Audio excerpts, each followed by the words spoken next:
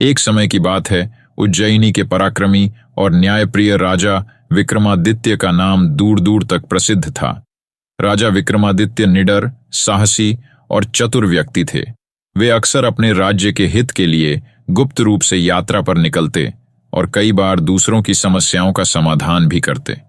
इसी कारण से प्रजा उन्हें बहुत मानती थी और उनका नाम बड़े आदर से लेती थी। एक दिन विक्रम के दरबार में एक तपस्वी आया। वह एक रहस्यमय साधु था जिसके चेहरे पर एक अजीब चमक थी। उसने विक्रम से एक विशेष कार्य में मदद मांगी।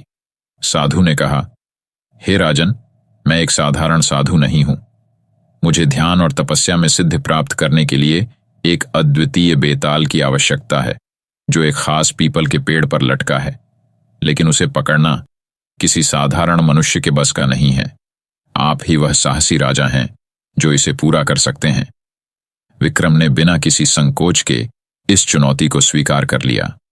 साधु ने विक्रम को बताया कि बेताल को पकड़ना बहुत कठिन है, क्योंकि वह चालाक है और उसके पास रहस्यमय शक्तियां हैं। अगर वह पकड़ा भी जाए तो वह किसी न किसी पहेली को पूछकर अपने पकड़े जाने से बचने की कोशिश करेगा। लेकिन अगर वह कोई प्रश्न पूछे तो आपको उसकी पहेली का उत्तर देना होगा, और यदि आपने उत्तर दे दिया तो वह फिर से उड़ेडी कर पेड़ पर चला जाएगा। लेकिन अगर आप उत्तर नहीं देंगे तो वह आपके साथ चलेगा। विक्रम को चेतावनी देने के बाद साधु ने उन्हें जंगल का रास्ता दिखाया जहां वह बेताल का पेड़ था। राजा विक्रम ने रात के अंधेरे में अकेले जंगल का रुख किया। जैसे ही वे उस पीपल के पेड़ के पास पहुंचे, उन्होंने देखा कि बेताल एक सूखे शव में बस चुका था। शव पीपल की शाखा से उल्टा लटका था और उसकी भयानक हंसी रात के अंधेरे में गूंज रही थी।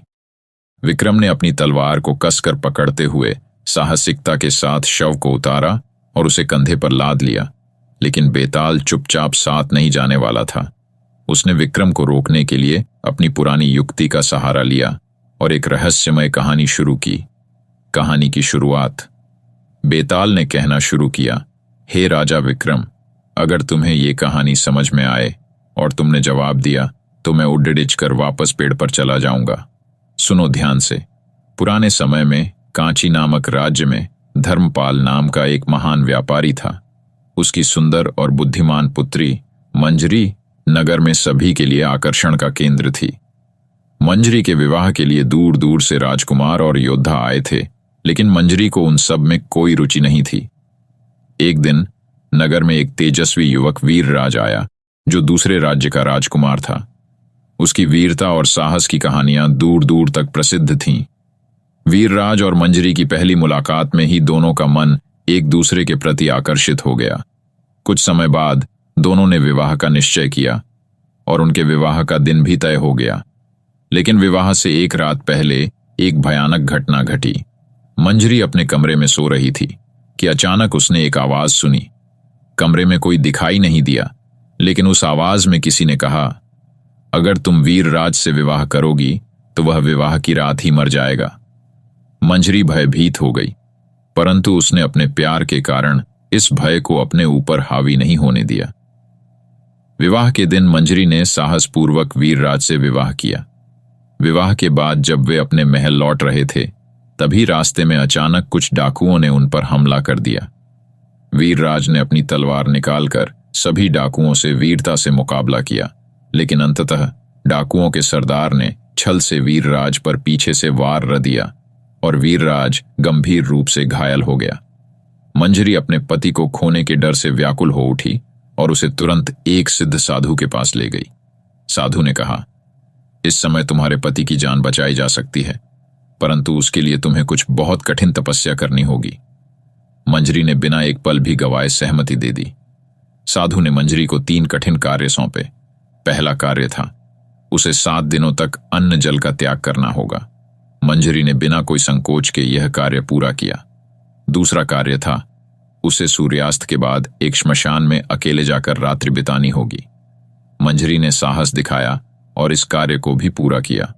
अब तीसरा और सबसे कठिन कार्य बचा था। साधु ने कहा कि उसे एक विशेष संजीवनी लाने के लिए वन में जाना होगा, जहां पर दुष्ट आत्माओं का वास है।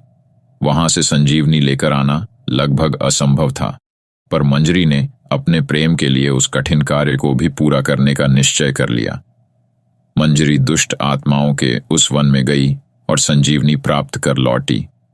जब उसने अपने पति को संजीवनी दी तो वीरराज को नया जीवन मिल गया। साधु ने दोनों को आशीर्वाद दिया और कहा कि वे दोनों अपने जीवन में सदैव सुखी रहेंगे।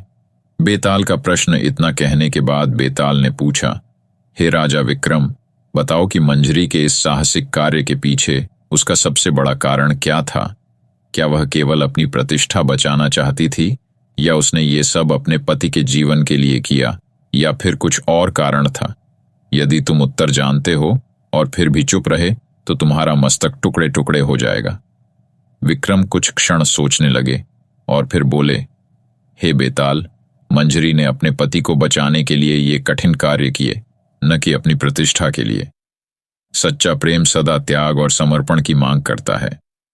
मंजरी का पति ही उसके लिए सब कुछ था।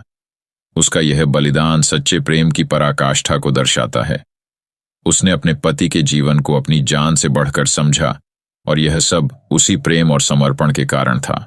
विक्रम का उत्तर सुनते ही बेताल जोर से हंसा और तुरंत उड़कर फिर से पेड़ पर जा लटका। विक्रम को फिर से उस शव को लाद कर लाना पड़ा। इस प्रकार विक्रम हर बार बेताल को पकड़ते और उसकी पहेलियों का उत्तर देकर उसे मुक्त कर देते।